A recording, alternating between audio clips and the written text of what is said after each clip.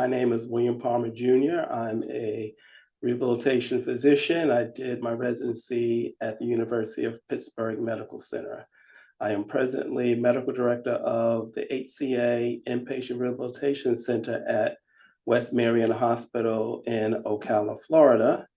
And I'm also chief medical officer of the SciMed Health, which is an independent medical practice in Ocala, Florida as well. Let's talk about some of the deficits or dysfunctions that may happen after a person has a stroke. We think about self-care skills, and those skills are activities of daily living where we think about patients having to do their feeding, their bathing, their dressing, their grooming, their toileting, and also sexual function. Generally, that's actually put in there, but we don't typically concentrate as heavily on the sexual function activities.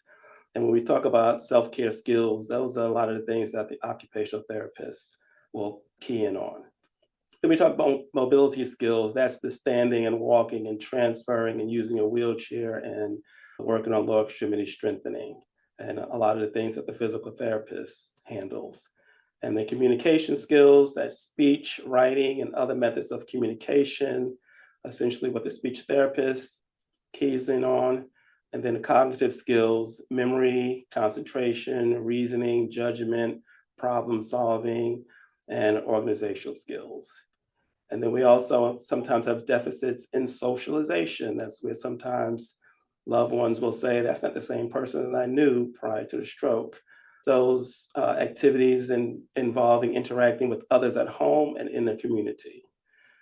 And then vocational training concerns. Because of a stroke and you may have some deficits, you may have difficulty transitioning back to the prior job you had before the stroke.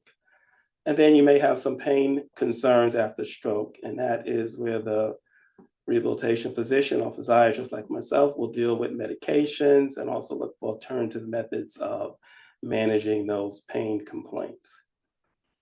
And then we have psychological testing, and that's usually done by a psychologist, identifying areas of problems and solutions dealing with thinking and behavior and emotion, because now individuals and families have to deal with the newfound disabilities and deficits in this new unfortunate lifestyle.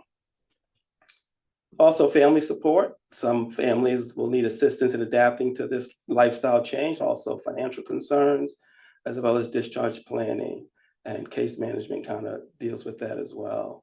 And then education. Education is ongoing throughout the rehab stay and is tackled by all the disciplines, but patient and family education and training about strokes, medical care and adaptive techniques, letting patients and families know what the patient is able to do, what they're not able to do, and how best to help them with the things they are not able to navigate.